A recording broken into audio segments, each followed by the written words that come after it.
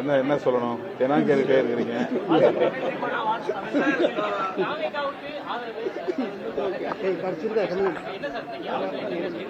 இன்னைக்கு மாலை 5 மணிக்கு இணைய வழி கூட்டத்தை நடத்த தீர்மானித்திருக்கிறோம். உயர்நிலை குழுவில் இன்றைய அரசியல் நெருக்கடிகள் குறித்து முன்னணி தோழர்களோடு கலந்தாய்வு செய்வதென்று ஏற்கனவே நாங்கள் அறிவித்திருக்கிறோம். அதன்படி இன்றைக்கு மாலை 5 மணிக்கு கூடி பேச இருக்கிறோம். அரசியல் நெருக்கடியான சூழல், எல்லாருமே ஒரு எதிர்பார்ப்போடு இருக்காங்க. கம்யூனிஸ்ட் கூட்டத்தை ஆரம்பிச்சிட்டாங்க. சரியான நேரத்தில் தாமதம் இல்லையா? 4ஆம் தேதி தான் ரிசல்ட் வந்துச்சு. இன்னைக்கு தேதி 8 தான். அது ஒரு ஜனநாயக முறைப்படி கட்சியில் கலந்து பேசுவது என்பது வழக்கமான ஒன்றுதான். எந்த ஒரு முடிவாக இருந்தாலும் கட்சி தலைவர் என்கிற முறையில் எனக்கு அதிகாரம் வழங்கப்பட்டிருக்கிறது என்றாலும் கூட அவர்களின் கருத்துக்களை அறிய வேண்டியது, அவர்களின் உணர்வுகளை மதிக்க வேண்டியது என்னுடைய பொறுப்பு, என்னுடைய கடமை. ஆகவே இன்று மாலை 5 மணி அளவில், என தமிழ்நாட்டின் பல பகுதிகளில் அவர்கள் இருக்கிறார்கள், உடனே வந்து சேர முடியாது. ஆகவே இன்று மாலை ஜூம் இணைய வழியாக நாங்கள் பேச இருக்கிறோம்.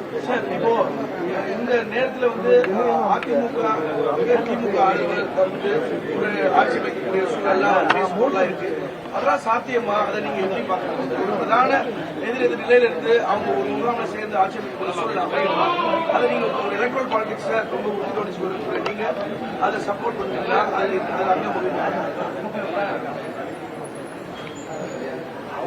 இது நாங்கள் கலந்து பேசாம நான் முன்கூட்டியே கருத்து சொல்வது சரியாக இருக்காது. எங்க தோழர்கள் என்ன நினைக்கிறார்கள் என்பதை அறியாமல் நானே ஒரு கருத்தை முன்கூட்டி சொல்ல முடியாது. ஆகவே மறுபடியும் சொல்லுகிறேன், உயர்நிலைக்குழு கூட்டம் முடிந்த பிறகு நாளை காலை பிரஸை, அதாவது பத்திரிகையாளர்களை முறையாக அழைத்து நாங்கள் பேசுவோம்.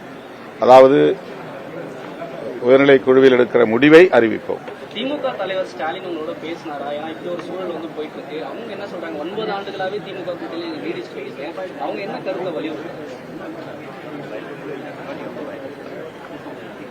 நாங்கள் ஏற்கனவே மதசார்பற்ற முற்போக்கு கூட்டணியில் பயணித்துக் கொண்டிருக்கிற நிலையில் அந்த கூட்டணி கட்சிகளை சார்ந்த தலைவர்கள் என்கிற முறையில் திராவிட முன்னேற்ற கழக தலைவர் அண்ணன் தளபதி ஸ்டாலின் அவர்களை சந்தித்து பேசினோம். இந்த கூட்டணி மக்கள் தீர்ப்பை மதிக்கிறது. தவேக தலைவர் ஆட்சி அமைக்க ஒருபோதும் இடையூறாக இருக்க மாட்டோம். மக்களுடைய தீர்ப்புக்கு தலைவணங்க வேண்டியது நம்முடைய கடமை என்பதை அவர் எங்களிடத்தில் மனம் திறந்து சொல்லியிருக்கிறார். அந்த கருத்துக்களை தான் நாங்கள் பகிர்ந்து கொண்டோம். ஆட்சி அமைக்க இடையூறா இருக்க மாட்டோம்னு திமுக தலைவர் தொடர்ந்து சொல்லி வர்றாரு.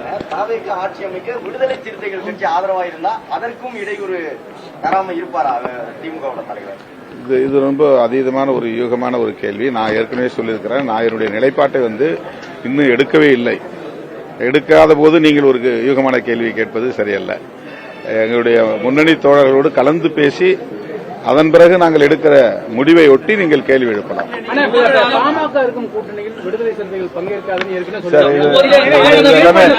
எல்லாமே யூகமான கேள்வி. ஏற்கனவே நான் பதிவு